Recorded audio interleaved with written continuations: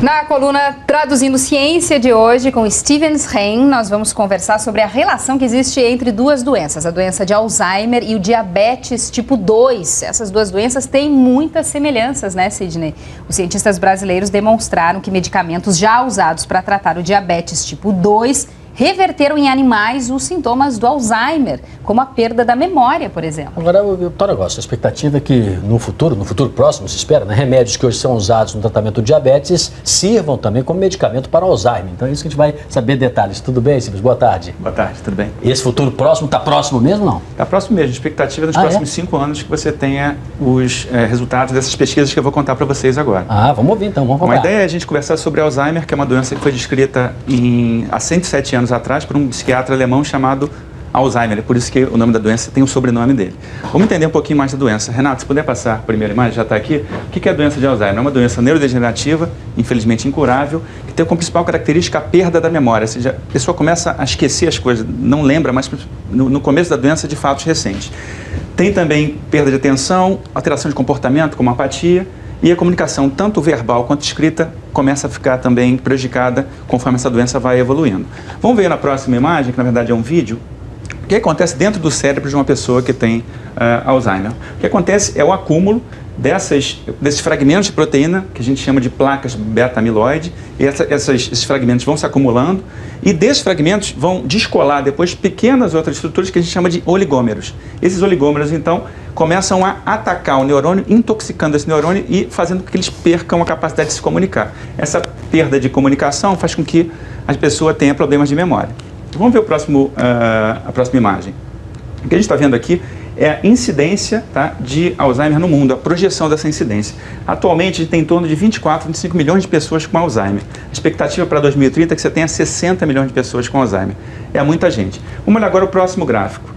E por que cresce tanto? Cresce por causa do envelhecimento. A população está envelhecendo e com isso você tem mais gente desenvolvendo Alzheimer. Olha o que acontece no caso da diabetes. Você também tem um aumento dessa incidência de diabetes, que é muito maior do que o Alzheimer, diga-se de passagem. Atualmente está em torno de quase 350 milhões de pessoas e a expectativa para daqui a 15 anos você tenha 500 milhão de pessoas com diabetes. A questão é a seguinte, vamos ver o próximo.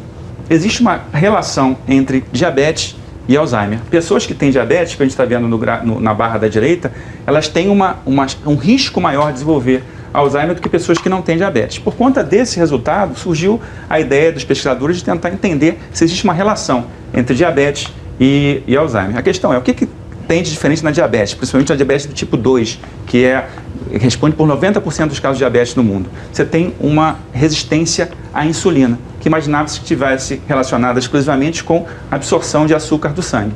Só que vamos ver na próxima imagem que não é só isso. Ela obviamente tem a função crucial no fígado, nas células de gordura e também nos músculos, mas também no cérebro. Essa aqui é uma imagem de um neurônio, uma imagem real, onde cada pontinho desse aqui representa a forma como esse neurônio consegue ler informações que a insulina dá para ele. Isso é uma memória sadia, vamos dizer assim, é um cérebro sadio. É um cérebro vendo aqui. Exatamente, é um cérebro sadio mostrando que a insulina tem uma participação grande na memória, inclusive. A insulina é importante para a memória.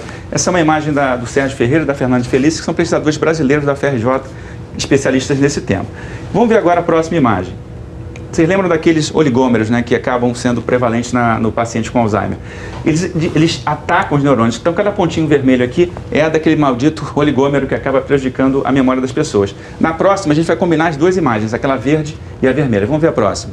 O que acontece? Onde você tem aquela proteína tóxica, aquele fragmento, você não tem a insulina funcionando. Ou seja, o Alzheimer acaba transformando o cérebro numa estrutura que também fica resistente à insulina. E daí que veio a ideia de você testar medicamentos que são já utilizados em diabetes, no caso, no primeiro momento, em animais com Alzheimer. E esse que a gente vai ver na última imagem aqui.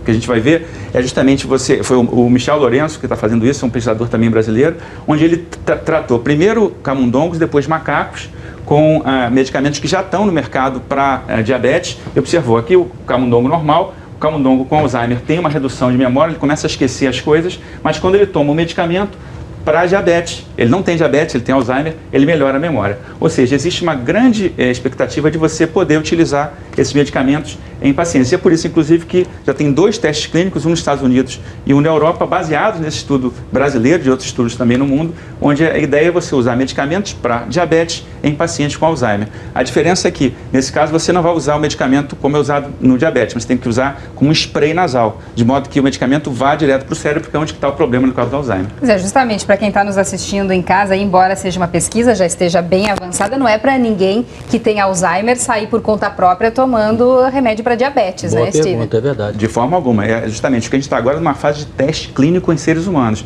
onde justamente a ideia não é você utilizar os remédios que simulam o que a insulina faz no diabetes, como é feito no caso do paciente diabético, mas é você fazendo com spray nasal. Então a ideia é um teste, mas a expectativa é muito boa. A ideia é que esse estudo vai demorar de 2 a 3 anos e em 5 anos, se tudo correr bem, você pode ter um novo medicamento para Alzheimer, que é uma doença incurável. Já é um tremendo avanço, essa pesquisa é incrível. E as incrível. famílias sofrem também, né, dos sem pacientes dúvida. com Alzheimer. Silvia, até semana que Obrigada. vem. Até Obrigado por sexta. ter vindo. Até a semana que vem.